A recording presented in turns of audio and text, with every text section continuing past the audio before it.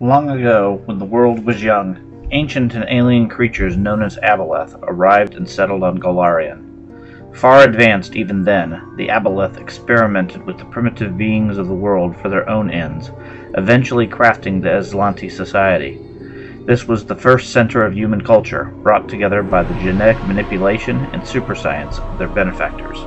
Over the years, the culture and society of Aslant thrived, eventually seeking to subjugate and enslave much of the surface world.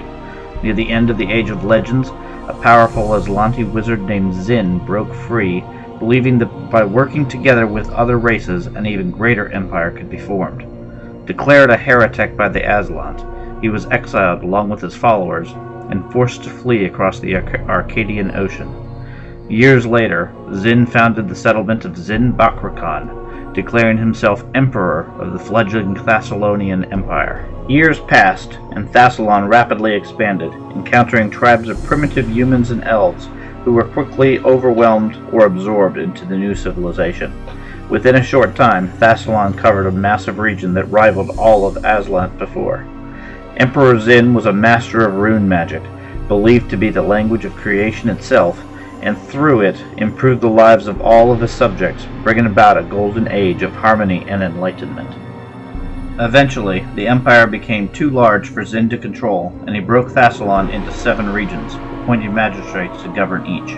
The Runelords, as the powerful magistrates became known, took over the majority of the day-to-day operations of the empire. Unfortunately, the ultimate power each Runelord was granted eventually led to the fall of Zin and the corruption of Thassilon itself. Initially, each Runelord drew their power from the teaching of Zin and the positive influences of one of the 7 virtues, but over time, the easier and more tempting negative aspects crept in and replaced each virtue with vice. Over several generations, the Golden Paradise devolved into a corrupt dictatorship, with each of the Runelords jealously guarding their particular regions and aggressively warring against each other. The mightiest and last of the Runelords held civilization in an iron grip as the end neared. Alaznist embodied the vice of wrath, ruling over Bakrakhan with her might. Belimarius, the Runelord of Envy, ruled Edessaril, coveting the lands of others.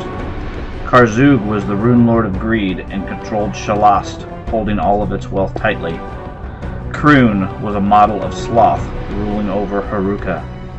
The Runelord of Lust was Sorshan, who controlled Erythnia. Zandergul, the Runelord of Pride, controlled Ceruzian, and Zutha, the Runelord of Gluttony, devoured the lands of Gestash. Meanwhile, the Aslant civilization had continued to evolve and rebel against the rule of the Aboleths, leading to open warfare. Years of conflict raged across the oceans of the world until the Aboleth hatched a final solution to deal with their upstart children. Using their ancient technology and mastery of magic, they called down the Starstone and a swarm of asteroids to destroy the Aslanti. The Runelords, however, had been forewarned of the disaster through their arcane arts and studies, and as the Starstone approached, made preparations to survive. Each Runelord sequestered themselves in ancient vaults and lairs, protected by wards and guardians, with their agents left in the world to awaken them at the appropriate time. Unfortunately, in their anger over their upstart children, the Aboleth miscalculated, and the Starstone had a much greater effect than intended or expected. It resulted not only in the destruction of Aslant, but also Thassilon and much of the Aboleth culture itself, most of which were consumed by earthquakes and massive tidal waves. The cloud of dust thrown up by the Starstone's impact blotted out the sun for 1,000 years, creating the Age of Darkness. The chaos and destruction all but wiped out the plans of the Runelords, leaving them locked away in their vaults. In time, Golarion recovered, and stories of Aslant, Aboleths, and Zin faded into distant memory. In the darkness, the Runelords continued to sleep, all but forgotten as their empires cracked and crumbled into dust.